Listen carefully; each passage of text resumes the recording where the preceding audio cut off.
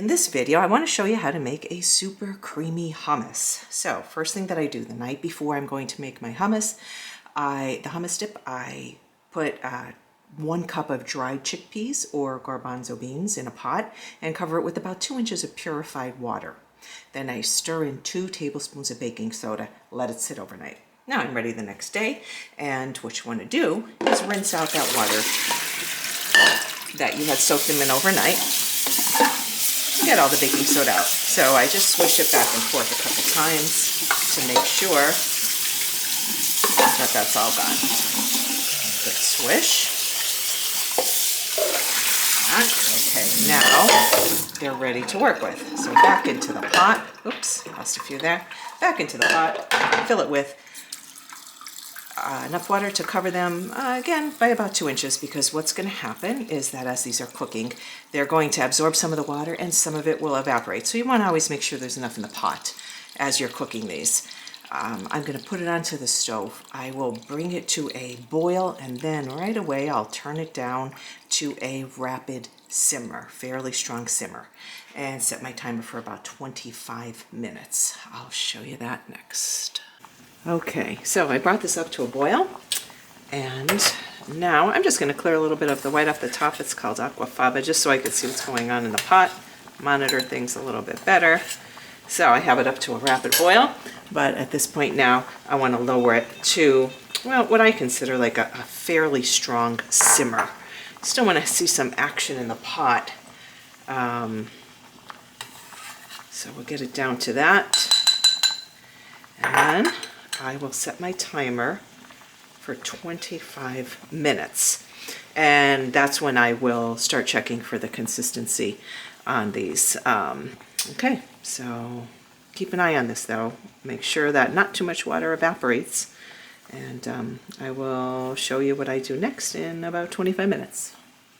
Okay, so my timer just went off at 25 minutes. And that's when I first check my chickpeas. And what you want to see is with very little pressure on the fork, you want it to break down almost like a mashed potato.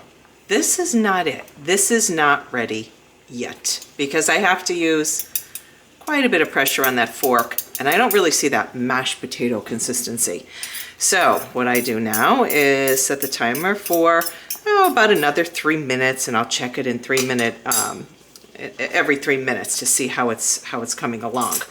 And a note about this is that it can vary widely. Your cooking time can vary widely. You can get the same exact chickpeas, the same brand, and from one bag of them to the next, it can really vary. There's a lot of factors that go into it, but it's no problem. You just about every 3 minutes, I'll come back and check it until it's ready to go to the next step. My timer just went off. I cooked these an additional 3 minutes, and I'm going to check them again and see if they're ready yet. So very, very little pressure on the fork, right down like almost like looks like a mashed potato. That's what you want. Now you know they're ready to put into the food processor with your other ingredients. But right now, one of the most important steps is to reserve some of this cooking water, because you might possibly need it once you put this in the food processor if your dip looks a little too dry. Always reserve a little bit just in case. So with that reserved, I'm going to put this in a colander and drain it really, really good now. And then it's ready to go into the food processor with all the other ingredients. All right, my chickpeas are all ready to put into, they're nice and soft, put them into the food processor. Then I start adding the ingredients that I prepped while these were cooking. Start with 2 tablespoons of garlic. Finely mince it and put it in 2 tablespoons of extra virgin olive oil.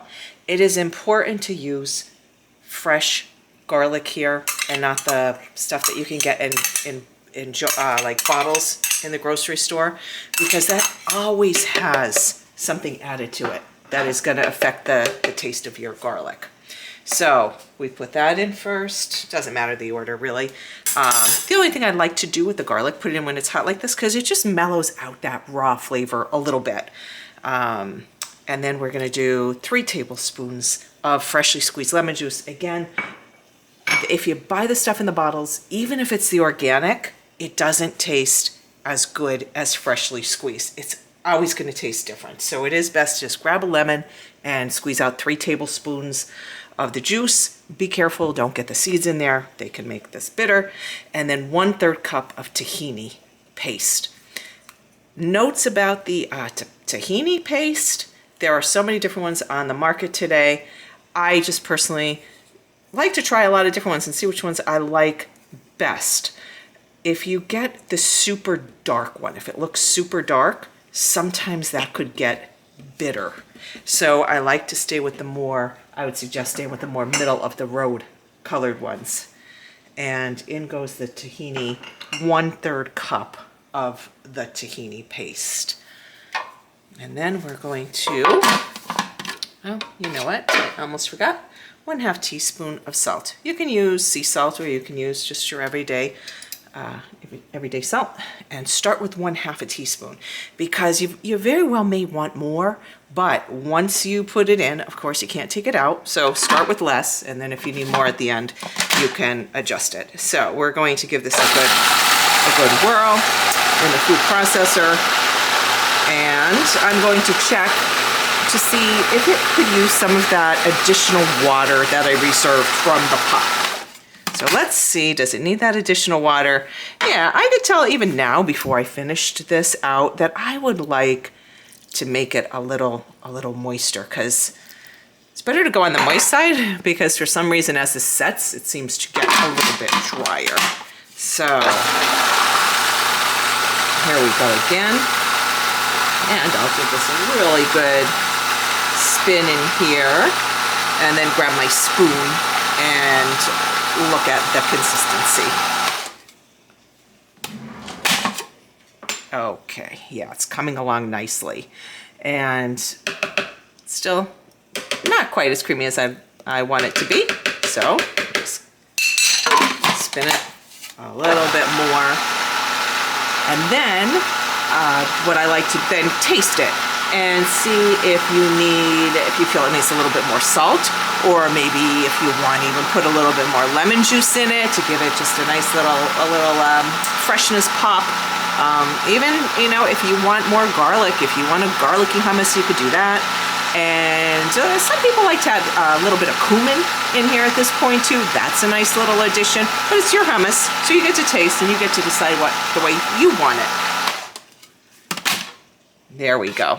Getting nice, very nice and smooth.